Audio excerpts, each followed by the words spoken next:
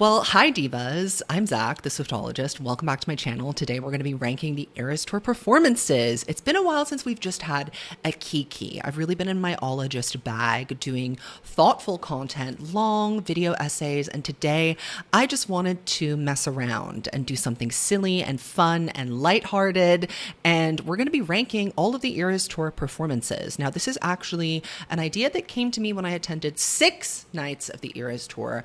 I am something of an ERAS Tour connoisseur, and certainly my opinions on what the set list is, how it flows, whether it should be amended or not has changed since my very first ERAS Tour reaction video.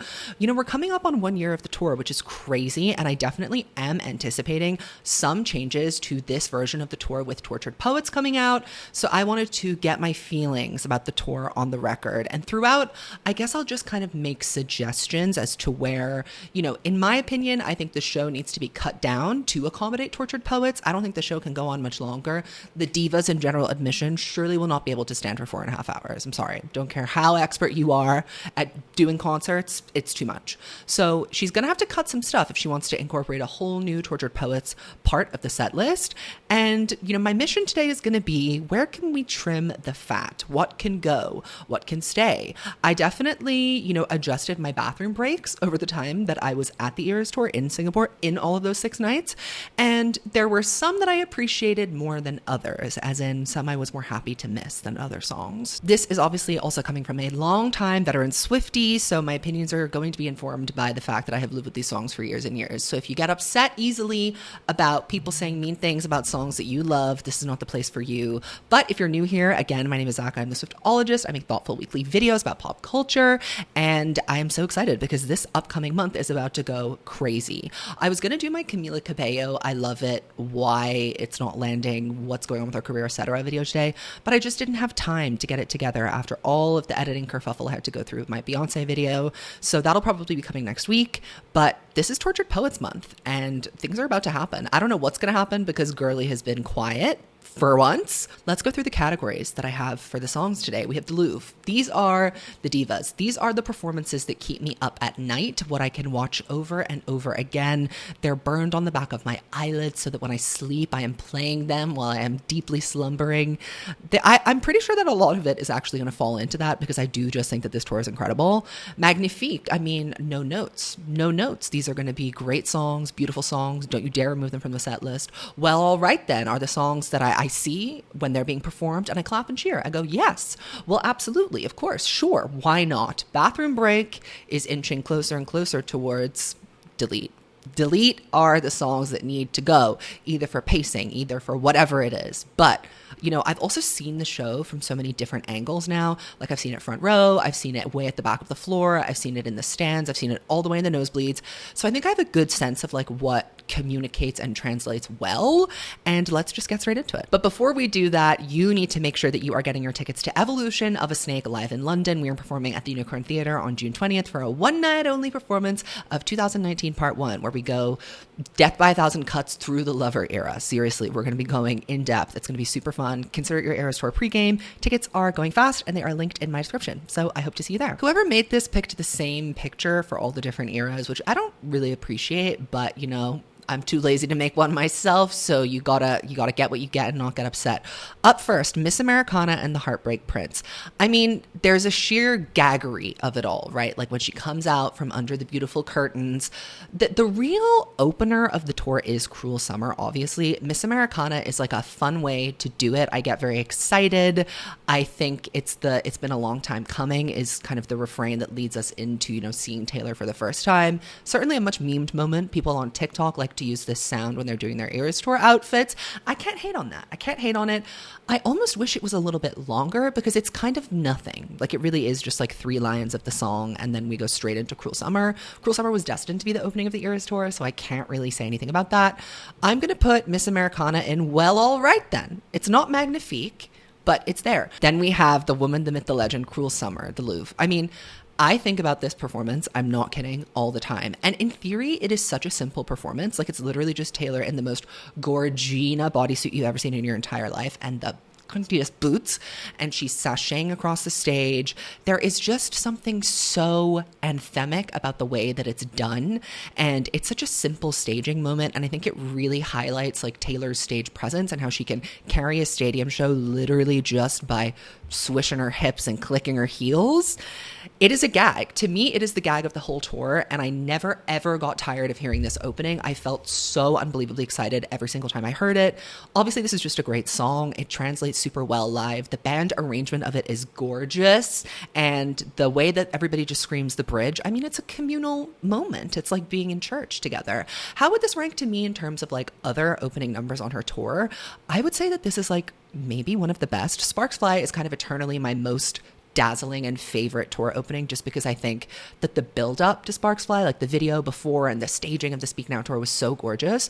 But I do think that this beats the hell out of Ready for It for Reputation, and it beats the hell out of State of Grace for Red. Yes, it does. Welcome to New York also, I mean, it was good, it was cute, but you know, gorgeous is going to devour cute, and Cruel Summer is gorgeous. So Cruel Summer, thank you for being you. We salute your existence every single day. If she does ever revamp the tour, she is not allowed to change this opening number. I think she knows that. I think she knows that Cruel Summer deserves to be given its moment and it needs to shine. The Man. Now, The Man is a song that you may know I have gone on a bit of a journey with. I'm going to put it in Magnifique because I used to think that The Man was kind of lumped in with Me and You Need to Calm Down and Only the Young as these kind of like maybe either like just nonsense moments or forced political moments. And I think like the message of The Man is basically the Barbie movie, right? Like that, they are the same thing. They are birds of a feather. But I think I've softened on The Man over the time because Taylor has stopped trying to like really make it like a political, like a moment. She was very much about her I am a Democrat, hear me roar during the Lover era, which is what I think put me off. But this bops, it bangs. The music videos are not good, but the performance of The Man with all of the like the staging, the way that kind of like triple level thing comes up, and we have all of the like the typewriters in the office. She also puts on a sparkly bejeweled blazer, and I am here for a sparkle, for a glitter moment. I'm like a magpie. So my favorite iteration of that outfit would be the pink. That's a whole separate video is going through the tour outfits, but the pink version of The Man like blazer, ooh, that looks so good. I mean, the pink bodysuit too, just kind of an elite combination, if you will. I think this is so good, and I love when she puts her Louboutins up and shows them to the stadium. She says, "I'm so sick of running as fast as I can," and we all clapped and cheered. And the live version is fun. Like it's fun to shake your ass to the song. It's not that serious. And in a similar vein, You Need to Calm Down, a song that I famously despise, do not like, think is kind of cringe and annoying. I think You Need to Calm Down was given the absolute perfect treatment that it deserved on the ERAS tour. A verse and a chorus. It's fun. I remember specifically when I was in the nosebleeds watching how the bracelets light up in rainbow when You Need to Calm Down is happening is really good, and people love it. People really go crazy for this song. Everybody wants to scream. Shade never made anybody less gay, and who am I to deprive them of that, really? So You Need to Calm Down is going to go into well, all right then for me. I don't know if I would put it into Magnifique. Lover. Lover is, I think it shocks me that it's one of her most streamed songs, and it has like 1 billion streams, right?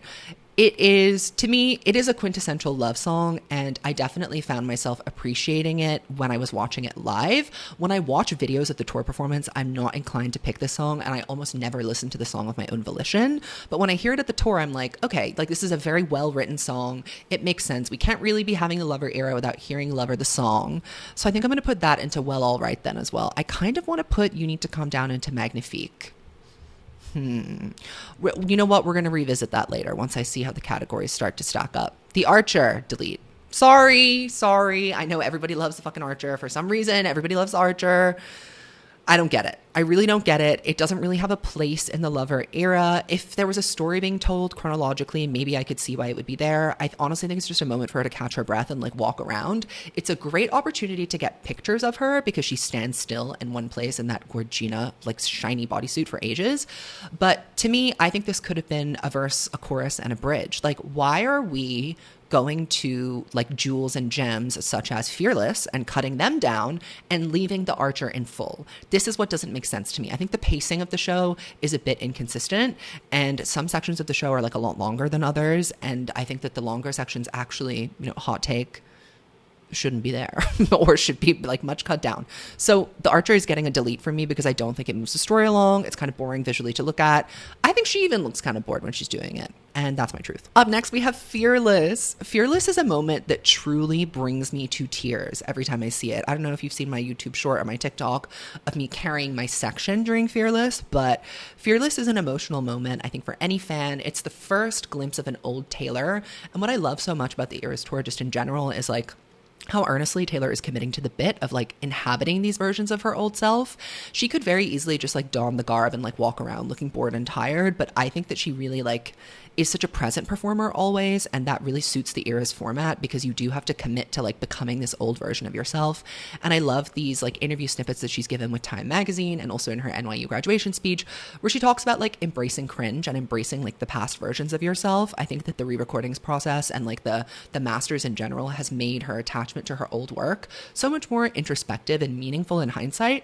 And Fearless with the sparkle guitar, with the 13 on the guitar, hand heart in the air. I'm hand hearting till the day I die when Fearless is coming on. The way that she sings it is just so gorgina. I don't really understand why she lips the bridge. That doesn't make sense to me. But otherwise, I mean, it is just a perfect performance. The twirl gets me every single time. The octopus outfit I don't love. But again, this is not an outfits video, so I'll leave that out of it.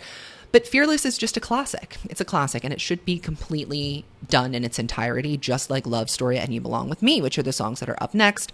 You Belong With Me goes into the Louvre. I mean, come on. You Belong With Me is, I would say, probably the moment where the crowd is like most unified and most engaged because everyone from your stand to your casual listener is in their room, and it's a typical Tuesday night when this song comes on. There is something about this song in particular that really elicits like a very emotional, nostalgic response from the crowd. And it's interesting because you would think that it would be Love Story, and Love Story definitely has a similar effect. But I think that in hindsight, You Belong With Me is really becoming the Fearless song. Like when you think of each Taylor Swift era, what's the first song that comes to your mind? I think it's starting to become Love Story. It will never be that for me because Love Story is the bitch, and I've been living with her forever, so it's always Love Story for me. But I kind of understand why You Belong With Me has a bit more oomph in that moment. And I think honestly, she probably should have done Love Story into You Belong With Me just to keep the momentum going because people are jumping, fighting for your life, mosh pit when You Belong With Me is going. And then you get a break to kind of chill for Love Story. But I'm going to put Love Story in Magnifique. I really like in Love Story how she, and You Belong With Me, how she's interacting with her band the entire time. You don't see a lot of pop divas like getting up on stage and really just rocking out with their bandmates for years. It's always very like nice to see Amos and Paul just jamming out with her and the Starlights too. Like these people that like in my mind have been characters in the Taylor Swift universe for so long. She just never seems to get tired and get old of playing these songs, which I think is rare. And a lot of artists, I think, are quick to be like, oh, I've played this so many times. I'm bored. Let's just get it over with. I want to rush through this part of the show, or I'm going to significantly alter the song and make it really weird and different because I'm bored of playing it. She did that with You Belong With Me on the Red Tour, and that was a rare slay. Actually, what am I talking about? It wasn't rare. I also like the Love Story 1989 rework. I'm all in for reworking older songs, but on the ERAS tour, no. We're going into the museum and we're taking the art pieces out. We're putting our white gloves on. We're showing everyone the art, and we're putting them back in the case. We're not messing with them. We're not tampering with evidence. We're not going against the history. We're really sticking true to what we know. So I'm glad that Fearless is given that kind of archival attention. I see that this person has not very well segmented the sequence of this show. So up next is Evermore. That's what comes next. 'Tis the Damn Season. 'Tis the Damn Season is in the Louvre to me. It is a crime that we don't have a professional recording of 'Tis the Damn Season. I really, the first time I remember gagging about 'Tis the Damn Season was when I saw the show the very first night in Chicago, when she rises up from under that stage and all of the fir trees come with her. I just think it's the perfect like mood set and like opening to Evermore. We could have had something more exciting like Gold Rush, for example, but the way that 'Tis the Damn Season is performed live instrumentally, like the band really goes crazy in that back half of the song. I personally would have liked to see the whole thing performed, but the fact that it's shortened kind of gives it a momentum and a pace that it wouldn't have otherwise, especially because the rest of the Evermore set really does start to drag, I have to say. So 'Tis the Damn Season, a crime that it's not recorded, and one of my favorite performances. I love this song as well, so I'm probably a little bit biased, but 'Tis the Damn Season is one of those songs from Folk Evermore that really encapsulates to me what those eras were about. Like they were about immersive fictional songwriting, storytelling, Taylor being lost in this like imaginative space, and I think that 'Tis the Damn Season is one of the most intricate and beautiful numbers from that time. time. So I was happy to see it there personally. Then we go into Willow. Willow, I'm just going to put in well, all right then. I think I just don't like, I like Willow. It's fun. It's fine. But there's something about it that I just don't super connect with. And the performance of it is fun. The witchy element of it is entertaining. But I think it's, I don't know. To me, every time I saw it, I was like, okay, we're doing Willow now. What's next? What's next? Speaking of what's next, Marjorie. Marjorie, I've done a complete 180 on this. I remember when I first saw it in my ERAS tour reaction, like when I was seeing clips from the show, and I was like, why are we doing Marjorie in a stadium setting? But it really clicked for me in Singapore. And that's because Marjorie actually lived in Singapore for a period of time. And she did one of her very like first and only concert performances at like an old venue that's since been demolished in Singapore as an opera singer. Someone, when Taylor was in Singapore, dug up the historical records, like the newspapers, and saw her name was there listed as the performer. And her house where she used to live is actually super close to my house where I live now.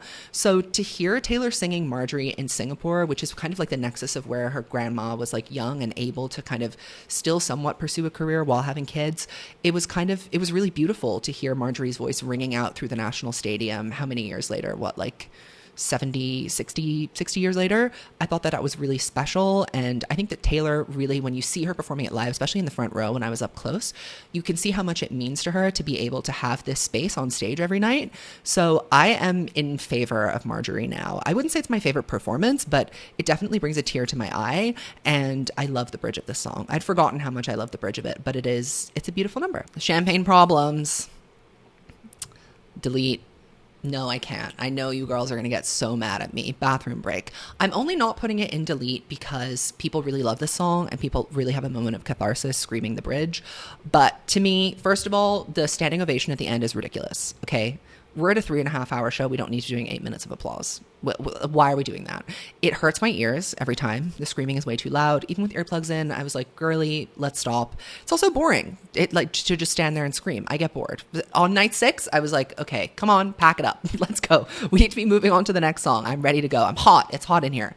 But Champagne Problems, I mean, I think it's a boring song. I've talked about this many times, and everybody loses their mind whenever I say it. But I think melodically, it's simple. The story, some of the lyrics are nice, but it's not that interesting. There are far more complex songs on Evermore, especially that tell complicated stories in a more interesting musical way. So I understand why we have Champagne Problems. I do love the piano. The mossy piano is kind of everything to me, and I love to see Taylor sitting behind a piano. We don't get that many piano moments, I don't think, on this tour.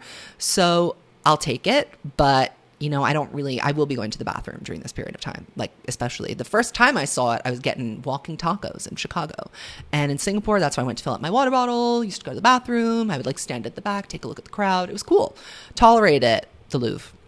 I mean, I had my doubts when I saw that Evermore and Folklore were worked in their almost entirety, or like in a very kind of total sense, into the tour. I was like, how are people going to respond to that? I remember before the ERAS tour set list, like before we were aware of it, I was like, surely we're just going to be doing Cardigan and Willow, and like that's it. It's going to be boring otherwise. And I think, if you're not a stan, this part of the show, Evermore specifically, is probably really boring. But when it comes to Tolerate It, I'm seated. I'm ready to have a breakdown. I'm ready to scream and cry and sob, and not scream in the way that the girlies are screaming. And that's a separate conversation that we need to be having. There is no need to be doing blood curdling screams, especially during Tolerate It. But Tolerate It, I love the way that they amped up the instrumental, because it is just a piano track. So the challenge for a lot of these songs, I think, for Taylor and like the show director and the sound designer, was how do we make these songs feel stadium size? Because they're such intimate recordings. Like they're songs that are supposed to live really not even like through a speaker. They're supposed to live in your headphones and like exist in your head. And I think that the translation of Tolerate It from in your head into in a stadium was really, really excellently done. There's this kind of like, I don't know how to say, there's this boom. It's like a synth drum almost, that kind of like shaking the table kind of vibe, which makes sense because she's at that long table with her lover who's ignoring her.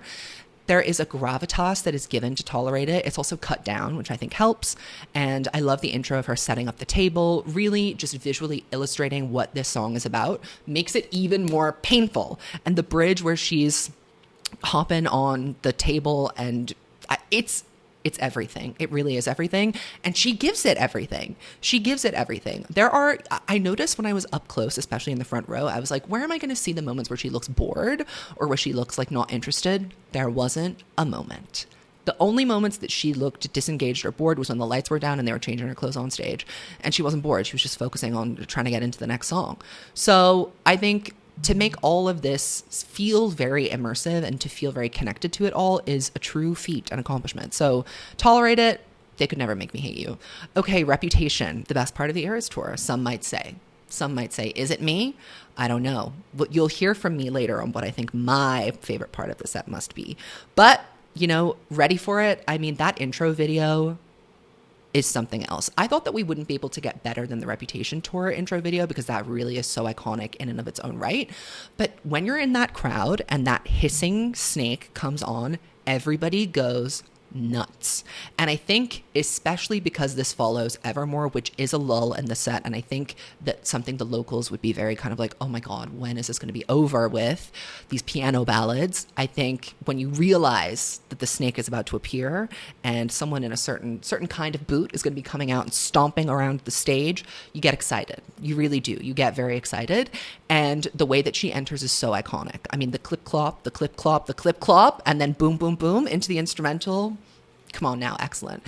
And I think that the shifting platforms are probably like at their peak here in the Reputation set. Like they're really cool for Don't Blame Me. Obviously she makes excellent use of it during Look What You Made Me Do, but also during Ready for It. Like I just think that the way that they move is so interesting, and I got to kind of stand in the front row behind them so I could see them going up. It was really interesting.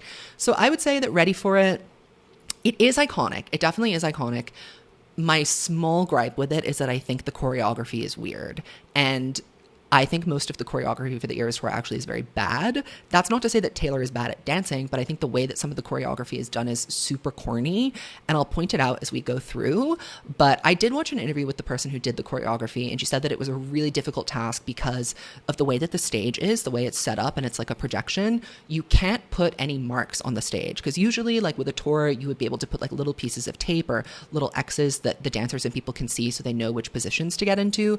There's none of that on the ERAS tour. I think there might be, from my memory, one mark, which is the center of where the platform that Taylor's on a lot goes up and down. Obviously, she needs to know that because if she's even slightly off, the girl's going to fall. So it's important for her to know where she's going. But the dancers have no way to see like where they are. So the way that the choreography is, I think, is a lot about like making it not so complicated so that people don't get too confused about where they're going. And the Ready for It, the specific choreo that I don't like is when she starts walking down the catwalk and like shrugging her shoulders. You know what I'm talking about. I think that part is a little corny, but the rest of the choreography when we're up on the squares, now that is excellent. So I'm going to put Ready for It in Magnifique. Delicate, surprisingly, each time I saw it, not that interesting. And it wasn't that interesting on the Reputation tour either. She was stuck on a flying cage. And I think that probably is the better way to do it because there's just not a lot going on Delicate. It is kind of like a very enduring radio hit from an album that didn't have a lot of enduring radio hits. And people like the song. I also like it. I love it. 1, 2, 3, let's go, bitch. Great crowd participation moment. I think I enjoyed it the most when I was in the nosebleeds and I could see the stage projections because that like cracking of the glass and her stomping and jumping is really cool. But if you're on the floor, you're not seeing any of that. You're just seeing her kind of like strutting around and her static hair going up around her.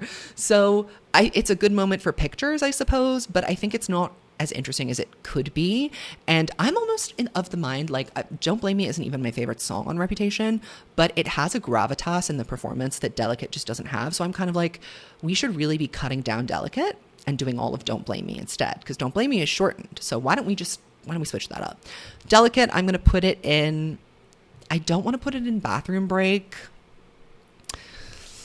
I'll put it in Well All Right then, and then we'll see how I feel later on. That's definitely subject to change. Don't Blame Me. Don't Blame Me. I don't like Don't Blame Me that much. I don't dislike it, but it's just not a particularly interesting song to me. I like the Lord Saving My Drug Is My Baby, of course, when she's Jesus Christ on the cross, waiting to be risen from the dead. That is a very iconic moment. Also, vocals. vocals. I think I still am gonna have to put it in Well Alright Then, just because it's not my favorite song. If I could put the transition in, if the transition was a separate performance, I would be putting it in the Louvre. But speaking of the Louvre, Look What You Made Me Do, straight to the top. Interesting that I said Reputation was the best set, and yet only one song made it into the top. Well, it's just that good. It's just that good that it carries the whole damn set. Look What You Made Me Do live. I mean, come on. The way that she did it on the Reputation tour, to me, was a not fair homage to the absolute incredibleness of the song and the way that it just serves and gags and scares and intimidates the audience. I think that Look What You Made Me Do is one of the best parts of the show, and it's the way that she commands. She makes use of the whole stage, first of all, basically. She's stomping up and down. She is full of rage, and that's a state that I love to see her in, because, you know, she's always going for it when Look What You Made Me Do is playing. And I think for a long time, she kind of got a bit hung up on Look What You Made Me Do being clowned upon, because it was when it was released. New Swifties don't know this. Let me just, a little moment of education for you. Old Taylor Can't Come to the Phone Right Now Because She's Dead was something that Taylor almost had a bit of a spelling is fun moment with me. She edited that out of the song because she was kind of embarrassed by it. And I think that, you know, she might have done that with Look What You Made Me Do, because during the performances, the early performances of Look What You Made Me Do at the like radio promotional concerts, she did the old Taylor part very tentatively and seemed a little bit embarrassed by it and a little bit uncomfortable with this new serve, like bad girl version of herself. She definitely settled into it, but my biggest gripe with the Reputation tour is that she had Tiffany Haddish randomly come on and say this on screen. First of all, not funny. Second of all, why Tiffany Haddish? What connection does she have to this album? It would have been better if she had, like, I don't know, one of her friends that stuck by her doing it, kind of like what happened in the 1989 tour videos. So I didn't really understand why she excised that part from the record, and I think it was because she was a little embarrassed by it, and she never fully committed to the bit. This is committing to the goddamn bit. She has all of the old Taylors in their cages banging to be let out in all of their outfits. She's taunting them. She's saying loser to the lover girl right after Jover happened. And that moment of strutting between I'll be the actress starring in your bad dreams and the old Taylor Can't Come to the Phone Right Now, that is a moment of religiosity. And when you experience it in person in the front row, I don't know how to describe to you. It was something changed in me. I'm forever different after seeing that. And the way that she just really screams the old Taylor Can't Come to the Phone Right Now, dead ass serious, eye contact with the camera. Why? Because she's literally dead. And she slams down onto her knees and she throws her body back. Oh my God. Have I raved enough about Look What You Made Me Do live? It is the moment. And also, the instrumental arrangement is really good. Look What You Made Me Do definitely has that sparse production in the verses that does not lend itself well to being performed live, which is why it sounded kind of like a little bit weird and hollow in the Reputation era. Now she has that incredible heavy metal guitar, thank you Paul Sidoti, that goes straight through the first verse, basically. I mean, we get like a couple beats of it without it, and then it comes in, and the whole song is forever changed. We forget that Look What You Made Me Do instrumentally goes crazy. Like, there's a lot going on with that. There are a lot of live instruments, as well as the Right Said Fred sample, and I could go on and on forever and ever. 22, the Louvre. I mean, Taylor giving her hat to a little girl every single night, I think, is so canonical. And we don't have Loft 89 or, you know, Rep Room or the Club Red. We don't have those moments where fans get to go backstage and meet Taylor anymore. And that was such a big part of Swiftie culture. It was this idea that you could rock up to the show and end up having your wildest dream come true. Like, that really felt like something that was not out of your reach. Now we don't really have that anymore. But I think the only way to do something like that fan participation, without having the fandom go into a complete and total short circuit, think about how many cancellations there would have been if, like, adults had been getting this hat all the way along. I know she makes exceptions very rarely, but I truly do believe that this is a moment for little girls, because at the end of the day, Taylor Swift's ERAS Tour project is about connecting with a younger version of herself and being kind to that younger version of herself and nourishing her and encouraging her earnestness and all of her flaws. And what better representation of that than to give her hat to a little girl who might be at her first concert, who's just so dazzled to be kissed on the cheek by Taylor. I mean, it's a really heartwarming moment, and everyone in the crowd is like super happy about it too. So I love that. We are never ever getting back together. I'm going to put it in Magnifique for now, and it might go down to Well Alright Then. So we are never ever getting back together. Actually, no, it has to go into Well Alright Then for the choreography. This is one of the worst choreography moments in the show. This choreo, whatever they're doing here, it looks bad. I'm sorry. It looks clunky. It looks cheesy. The choreo that the dancers do at the end where they're like shaking their heads, that looks bad too. It's never in sync. Taylor doesn't really get it in sync either. But We Are Never Ever Getting Back Together is such a fun song to scream and chant and just have the time of your life listening to. So I do have to give it props for that. And also, I love We Are Never. Red is my favorite era. So, of course, I want this set to be perfect. My note is always that I think We Are Never and I Knew You Were Trouble should be combined into one song. Like, let's just mash them up. She does all of We Are Never and like half of I Knew You Were Trouble. I would just do half of each and put them together. Although I do love hearing We Are Never all the way through. I do. I don't want to cut it down. You know what?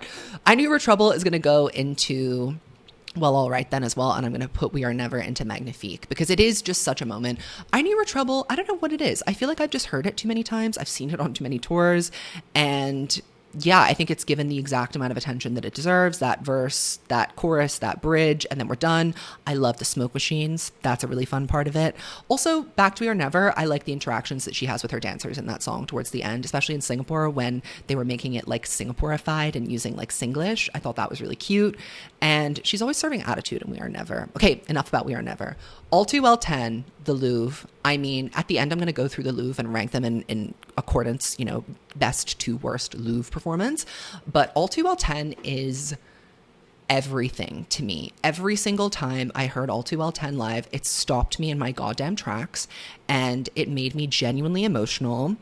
And it made me feel very reflective about like who Taylor Swift is as an artist and what her music means to people and how she can command a room from start to finish with a 10-minute song that has all of this lore behind it. Like obviously All Too Well means so much to me, All Too Well 10 specifically, because of the lore and because of how involved I've been in the fandom ever since we started demanding this 10-minute version. And to have, I think, so many people singing it back to her, this song that really came from the bottom of the most broken version of her, is that must be so healing for her every single night. It's also an undertaking to perform this song in that hot ass jacket, to do it, to commit to it and to perform it emotionally every single night must be difficult. And she does it flawlessly. And it's just such a moment of catharsis for the whole crowd. This is where I really am like, we are Swifties. Me, I'm going full hand heart. The ERAS tour makes me hand heart. Like there's very little negative to say about it because it is just like such a feat and an accomplishment. Up next is Folklore, and this is the longest part of the show, I want to say. I think it is the longest part of the show. The one. I'm going to put the one in Magnifique. Do you know what I think is so funny? How everybody just goes absolutely crazy for you meet some woman on the internet and take her home. That is like the smallest, simplest note change. And yet without fail, every night people go crazy for it. I think it's also because she's like lying down. When she's lying down, you can't see her, by the way, like she disappears into the moss. But I think something I love about the Folklore era, again, like Evermore, I think the staging for both of those eras is so good. And that Folklore cabin, wow, budget, production value, money invested into the venture. It really is gorgeous. Like the lighting, even within the cabin when she goes down and performs Betty, like gorgeous. I think that her being up on the top of the roof and singing and kind of like wandering, the projections, the way that the moon kind of rises for the one and sets the scene. I really love it. Should the one go into Magnifique? I don't know. We're going to have to see. Betty, well, all right then. I mean, Betty is a good old country sing-along, which is a moment we're sorely missing from this tour. I would have preferred my country sing-along moment to have been, I don't know, a debut song on the set list officially for the ERAS tour. That might be an idea to put into your brain, Ms. Swift, or even just add it into the Fearless set if you're being lazy. I will never understand why it was completely left off. We need answers. We need answers for that. But you know, Betty is good. It's fun. People sing along. It could also be a bathroom break. I did take it as my bathroom break twice out of the 6 shows, and it was fine. So maybe it needs to go in bathroom break. Maybe it needs to go there. People are going to be mad at me. You know what? I don't know. This is hard. This is so hard. The Last Great American Dynasty. This is one of my favorite Taylor Swift songs. The staging for this is cute. I like when the train comes in on the screen in the background. The dancers are performing. She's twirling around. I mean, it's a very long part of the set. And this part of the show, I don't know. I love the song. This is the problem. And the Then It Was Bought By Me part is really fun to do live, and the way she screams, the way she screams, the loudest woman this town has ever seen. That's also very fun. But I do think it could have been trimmed. So I'll put it in bathroom break for now. I'm going to put Betty back up into Well All Right then, because people really do like that. And it is a sing along moment. The Last Great American Dynasty is truly for the Swifties. Like, that is not for the casual listener, because it's not fun to listen to casually if you don't have the lore and the context in mind. You're kind of like, okay, when is this over? August, Magnifique. Magnifique. I'm not going to put it into the Louvre because it's not my favorite song. But first of all, the projections on the screen when August is happening are Gorgina. They're beautiful. Like, the attention to detail in the folklore set overall is really incredible. And it really captures that salt air and the rust on your door, that like late summer waning romance. It really captures that vibe so well. And Taylor really seems to get a kick out of performing this. I think she has the time of her life every single night. She's twirling around. She's flinging her dress in the air. She's literally running from one side of the stage to the other. And it's iconic. What can I say? It's iconic. The girls love it. I love it too. It certainly made me appreciate the song more. Illicit Affairs. Oh my God. Oh my God. This is one of the best parts of the show. And it's like, what, 45 seconds? The transition between August and Illicit Affairs.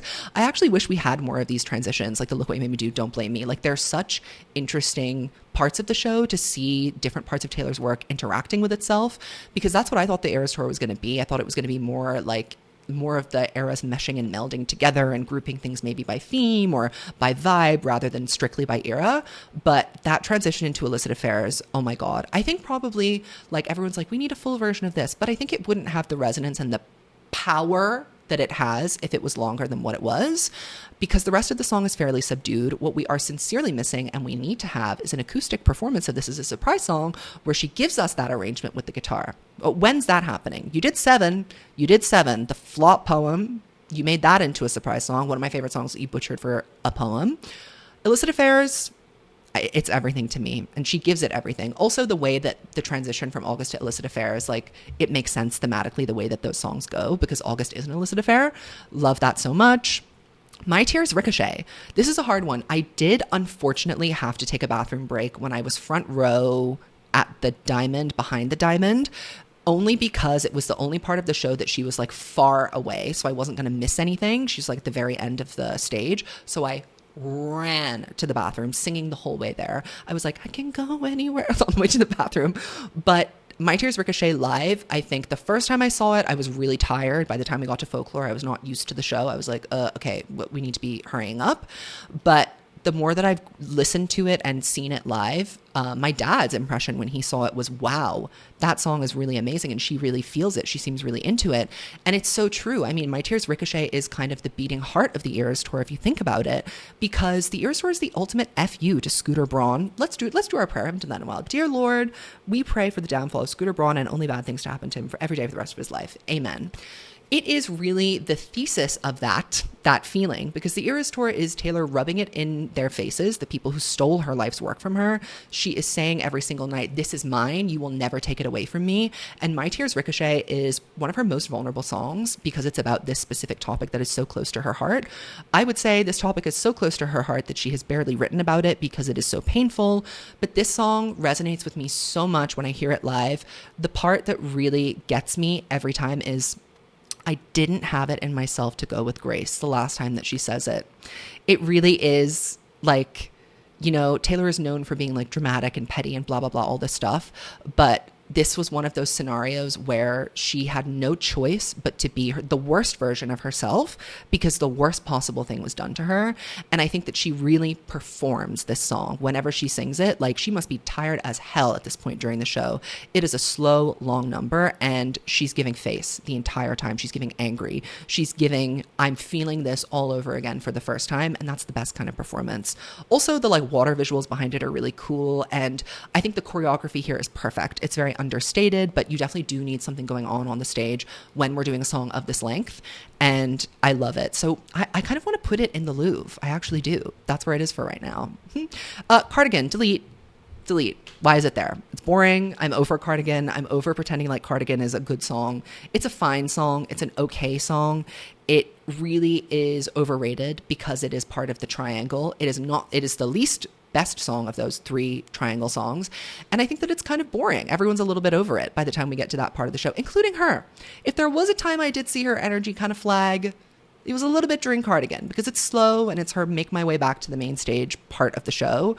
So I'm not really into that. No, thank you. Up next is 1989. So let's start with Style. Hello, the Louvre. The only thing about Style, the only criticism that I have about Style is that it is not given the full treatment that it deserves. And I don't understand why Taylor doesn't recognize this as the best pop song on 1989. Yes, the best one. Of all the ones, Style is the song. It is cool, it is sexy, it is timeless, it doesn't date, it doesn't age. It's oh my god, it's everything. This song is everything.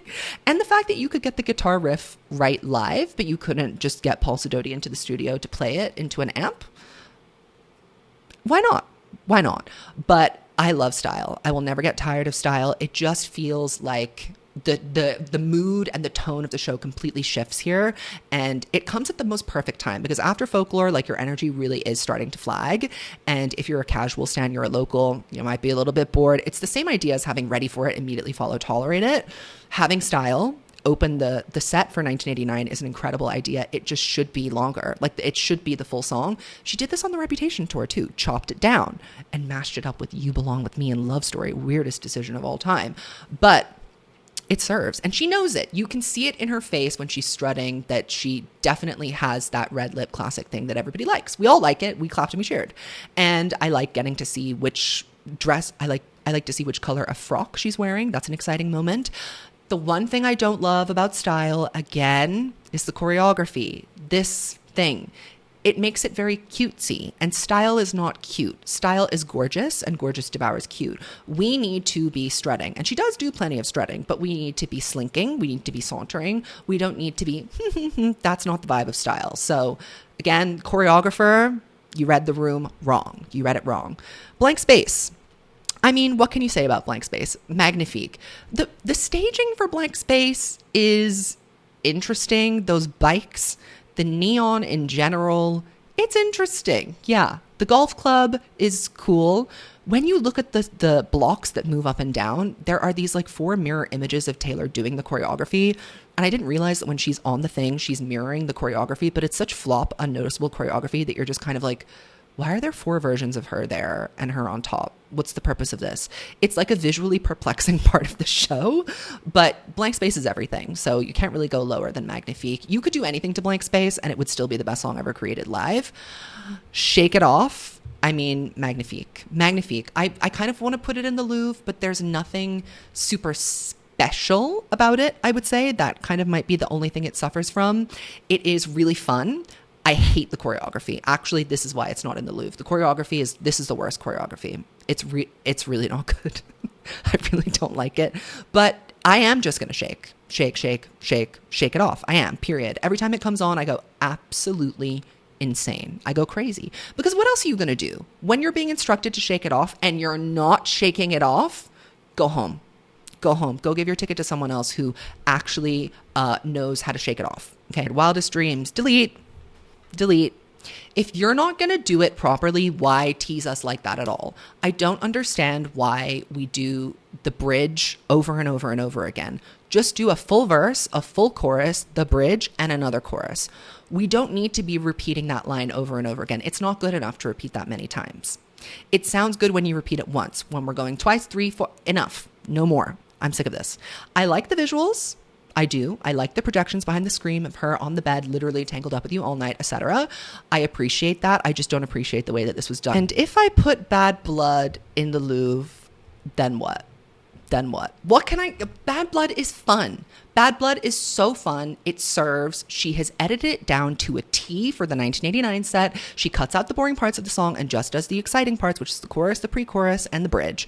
And the way that she struts up and down with her girlfriends and they are about to go and kill Katy Perry, I mean, it's excellent. I'm sorry, it is. It's really fun. I love the fire.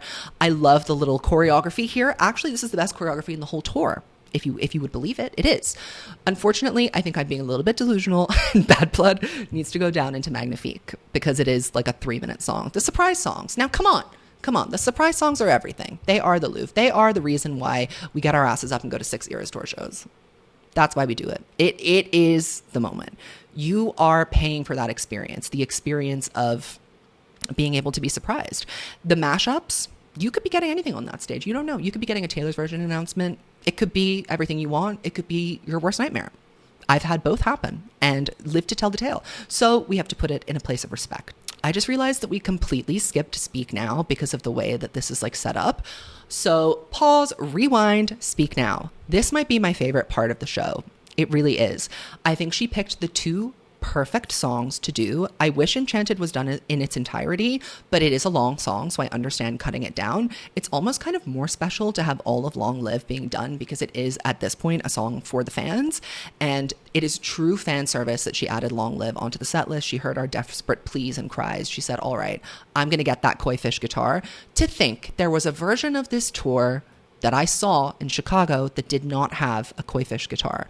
It was a little bit absurd for her to walk out Enchanted, get up on the platform, and then walk straight back and go into another part of the set. That was crazy. It was disrespectful.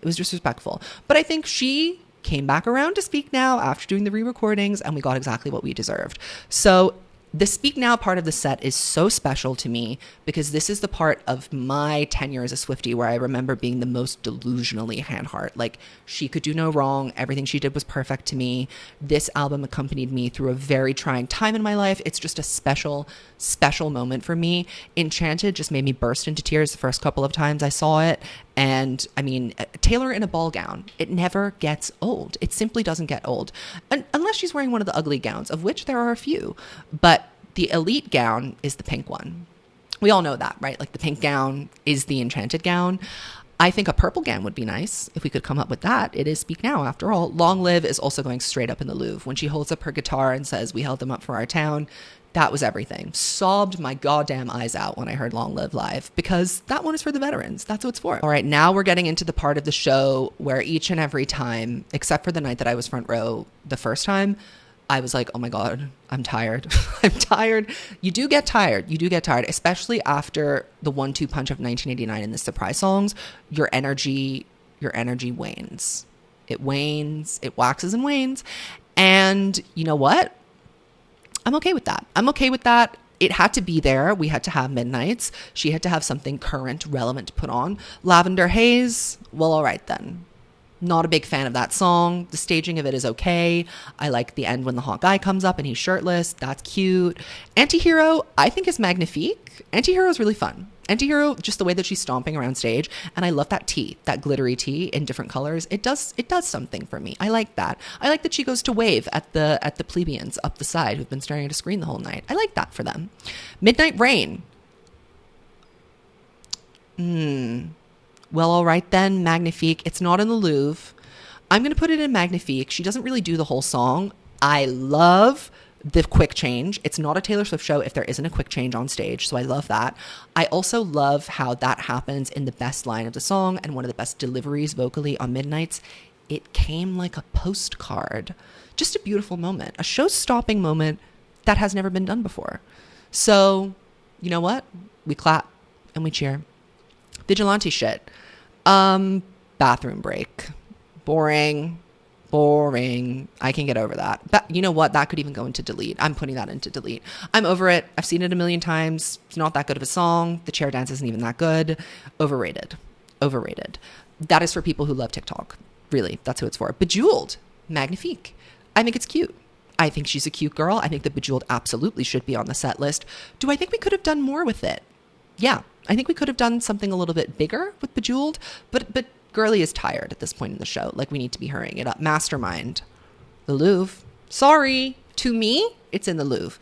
I love the staging. I love the choreography. I love how committed she is to the bit. I love the delivery. I love that it's the second to last song.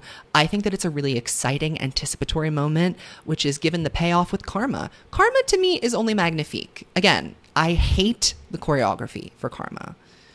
It's really not good.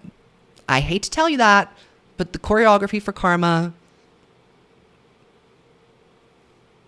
it's not my vibe. It's not my personal vibe, let's just say. So I'm going to put it there. So now let's go through my Louvre category and organize it in terms of like what the slays are. Wow, it's actually so stacked, isn't it? It's stacked. Cruel Summer is definitely up first. That's 100% not going to change. It is my favorite part of the show. It's incredible.